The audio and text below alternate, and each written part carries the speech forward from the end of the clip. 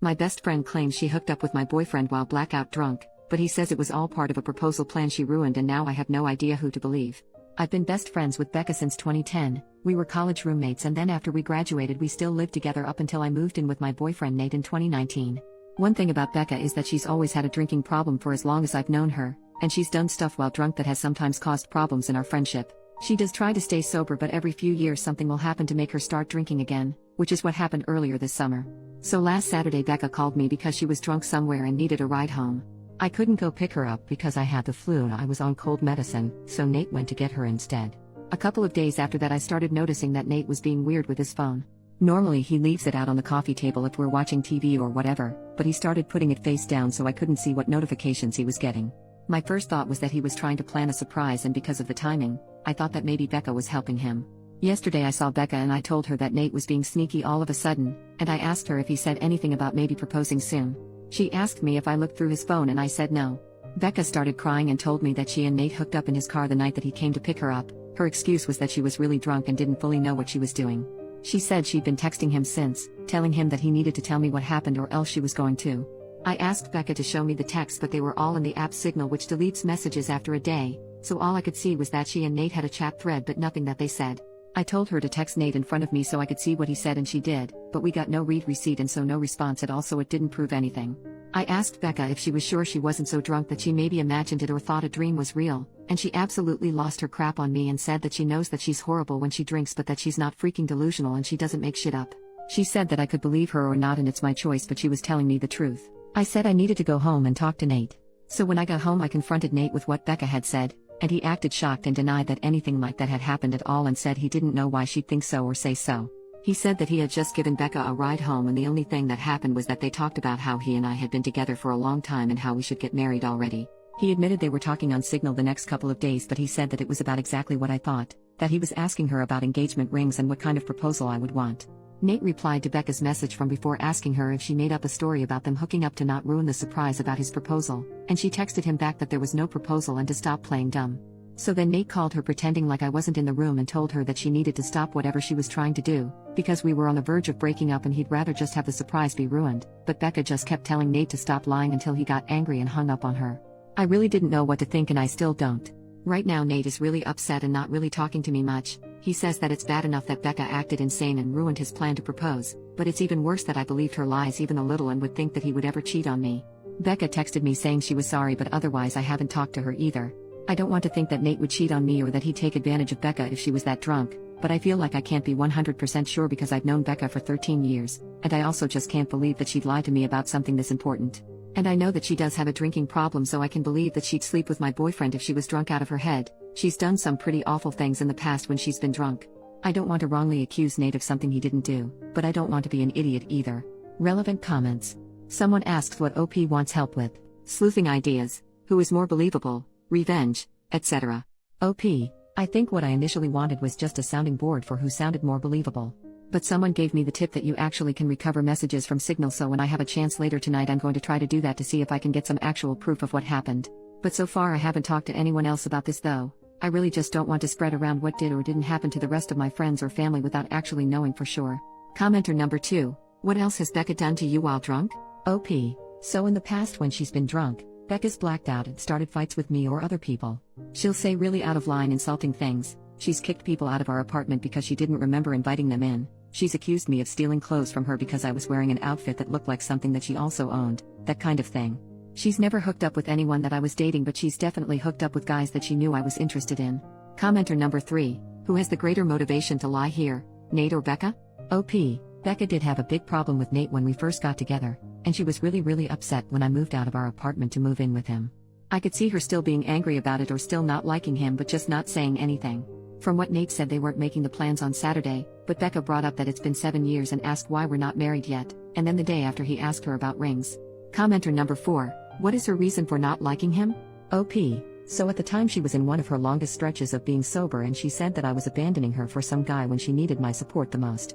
And then when I moved out, she tried to make it out like she wouldn't be able to stay sober without me living with her, and Nate basically had to step in and point out that she couldn't stay sober anyway, so to stop guilting me. Commenter then said, it's possible she blames you for her current drinking, and Nate saying he wants to propose triggered her anger for some reason. OP. Everything you say here makes sense to me. Becca has said stuff like this in the past, not specifically about Nate, but sometimes when she starts drinking again she acts like it's unfair that I'm not getting dragged down with her or doing more to help her, and I think on some level she might still think it's his fault that I moved out and don't keep as close an eye on her as I did back when we lived together. I don't know if she'd really go as far as to lie about something like this just for that reason. I really hope she wouldn't, but I could completely believe that she feels like this. Update 2 days later. So on Thursday night, after I got everyone's advice, I told Nate that I had found out a way to recover deleted messages from Signal. He immediately took out his phone and opened the app and asked me to show him how to do it, so I already thought that must mean he was telling me the truth because he didn't panic or hesitate at all, right?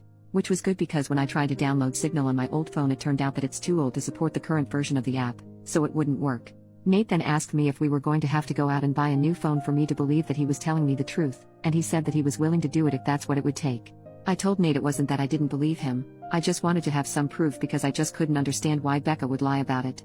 Nate said that she would lie about it because she's a crazy drunk bitch and there's literally no way for a non-crazy person to understand why she would do anything, and once the messages proved that he didn't ever want me talking to her again. Then he said to get up because if we were going to go to the Verizon store we had to get there before it closed.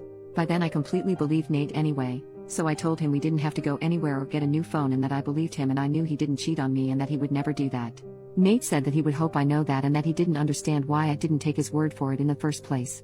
I started trying to explain why I didn't want to just immediately dismiss what Becca had said happened, but Nate said that he really couldn't listen to that right now. I said that was fair and agreed that I would cut Becca off, but that first I wanted to try to get her to admit that nothing happened.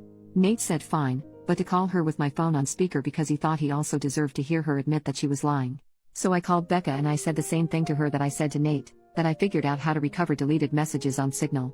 She asked me why I would need to do that, so that was when I knew for sure that she was definitely making it up and not just confused somehow. I said it was because I wanted to have proof of what she and Nate talked about. Becca asked me if I saw their messages, so I lied and said yes. After that Becca just went silent until finally I asked her if she was going to say anything. Then she asked me if that meant that we were engaged now. So then I really just lost it on her and screamed at her asking her if she was freaking serious and what the heck was wrong with her and how could that possibly be all that she had to say. Becca started screaming back telling me to freaking calm down and about how obviously I never believed her anyway because it's not like we broke up over it. I was crying by that point and because of that I couldn't really say anything else, so then Nate told Becca to go screw herself and to never ever contact either one of us ever again and hung up on her. A minute later Becca sent me a completely unhinged text that I'm quoting here verbatim, apart from changed names. Courtney. You are supposed to be my friend for life. You are supposed to be there for me. You are supposed to be my person. But then you meet Nate and now you only care about Nate. Everything is about Nate. Tell me why Nate comes to pick me up when I call you? I called you not your precious freaking Nate. I only want you to see how screwed up this is, but do you? No. Of course you don't. Of course you choose Nate over me like you always do and like you always will. You pretend to care about me but I can see you don't care. It is pathetic, Courtney. You are a pathetic woman who would choose a man over a friend. But since you can't say it yourself I will. Since you have to have your sweet perfect little baby Nate do it for you I will. Goodbye, Courtney. Is that what you want? Goodbye forever. I hope you freaking got what you freaking want. There were the 3 dots after that showing she was still typing more, but I blocked her before she sent it. I don't care about anything else that she has to say. I'm sure it's all just going to be more bullcrap about why this is my fault or justifications about why what she did wasn't that bad and I should forgive her. I know Nate is probably right and there's no non-crazy logic behind why Becca would stoop to doing something like this, but obviously I've still been thinking about it and my best guess is that whoever said that Becca still blames me and Nate, apparently mostly Nate, for her being a drunk mess who can't get her life together is right. It seems like she somehow thought that if she said she hooked up with Nate, I'd break up with him but still want to be friends with her and then everything would magically be fixed. As far as stuff with Nate, I asked him if he thought he could ever forgive me for doubting him and he said that since I came to my senses and I cut Becca off he guesses we can try to put it behind us. I don't think he's still going to propose anytime soon. After this I probably wouldn't if I was him. And from what Nate said he didn't actually do any planning yet other than asking Becca about rings and if I'd think a public proposal was tacky or not. All he was doing so far was trying to get ideas without me knowing he was talking to her about it. So just based on that I think probably it's not going to happen for a while if it still does at all. Also thanks to everyone for the advice and support. I know I didn't respond to many comments but I really did appreciate everyone who cared enough to want to help. Relevant comments. Commenter number 1. I'm curious if Becca ever said anything to you when she hooked up with guys you liked? Do you think she was blocking you on purpose to keep you for herself? Did she try anything with Nate before you were exclusive? Or was she just drunk and looking for hookups? OP. I don't think she ever put enough thought into those hookups to be malicious like that. She was just inconsiderate and would go after whoever. Commenter number 2. Did you ever confront her or just let it go? More than one time seems like a pattern. OP. We definitely got into arguments about it at the time, but it was mostly just kind of college bull crap and not really an actual confrontation about why she kept doing it, I guess. One last thought from OP. I'm sure she won't just go away. I'm already expecting her to try to get our other friends to get in the middle of everything as soon as she figures out she's actually blocked and I'm not just ignoring her. I hope she won't try to do anything else, but I guess at this point I really can't know with her. I'm hoping things are okay with Nate. I think in a while they will be. New update 11.5 months later. I haven't logged into this account for about a year, but I got a few messages asking for an update, so here it is. It turned out that whatever was going on with Becca that caused her to make false accusations about Nate was the beginning of some kind of a psychotic break. After I blocked her, she made a whole bunch of fake accounts and started sending me completely unhinged crap about how I ruined her life and threatening to get revenge on me and Nate. This went on for literally months, with her sending me dozens of messages a day. I found out from other friends that she was making multiple posts on Facebook every day that were semi-coherent rants about how much she hated me and how I was evil and ruined her life intentionally. I tried to talk to the police 2 different times to get a restraining order because I was afraid that Becca was going to show up at our apartment and attack me or Nate. I literally even got a front door camera because I was so scared that she was going to hurt us. The police said that because Becca wasn't threatening actual violence, she was just a nuisance and they couldn't do anything. They acted like I was an idiot because it isn't illegal to talk crap on Facebook, and they basically told me to just keep blocking her whenever she made a new account and eventually she'd get bored and move on. Then finally there was an incident where someone broke the windshield of Nate's car while he was parked at his work. I guess it could have just been a random act of vandalism because his wasn't the only car that got windows broken, but at the time I was 100% sure it was Becca, so I went to the police again. Eventually an officer went to talk to Becca, and she said she didn't touch Nate's car, and again I have no proof that she did. But after the police talked to her, Becca got put into a psych ward for a week because apparently her apartment was filthy and she was drunk out of her mind 24/7 and a danger to herself. I have not heard anything from Becca after she left the psych ward. I don't know if she was diagnosed with something or if she's medicated now or what. I found out that she moved in with her dad, who thank God lives in a different state. I look at her social media every so often to make sure she's not posting about me again and that she's nowhere around me. I haven't mentioned Nate much in this update, and that's because we're no longer together. He broke up with me after the windshield incident because he couldn't handle being constantly harassed by Becca, and to be honest I don't think he ever forgave me for not taking his side immediately when everything started. It really hurt, but I can't blame him. I tried to talk to him about fixing things between us after Becca was gone, but he just wasn't interested. So that's that. Life goes on, I guess.